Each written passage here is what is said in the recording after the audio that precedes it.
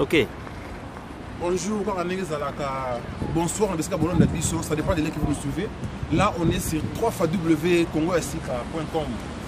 Tout ça, matanga, on a des nationales, on est biso, la diaspora, on est tout le congolais quoi. Il y a bien biso. Jean-Baptiste Kouamam, qui serait mené à Fumu, qui serait mené à Moutouazamani. Donc, tout ça, la délégation, nous sommes à Touawa, c'est la balobela.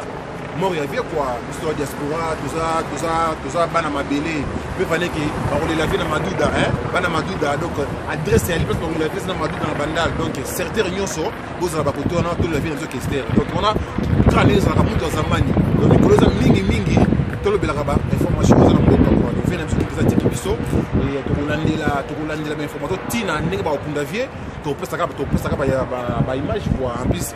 Tout le monde tout ça on a pour bino tout ça pour que ça nous venons nous exprimer de l'obaki amo mingi trois fois tout le Congo Asika Rolandi la obstacle il y avait King tine ba kundavier ti ba kundavier la kikuiti de Rolandi la mama veti na suka tout pour cette diaspora nenge salaka donc on a souci ya moi to beti ba rafa to beti ba no pona passe na motema vient de tiki biso King wana mukonzi ouais inspirera triple B King Emenea King of Pop ou à cause de cette musique congolaise, à cause de qui garde sur la musique congolaise, et on a changé la musique congolaise. Donc, il faut nous rayer.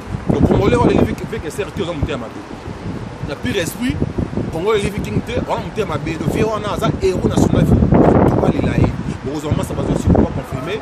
Il y a avec King, donc, la Tigibino, quand la musique est dans son bandeau, il faut tout aller dans la catholique.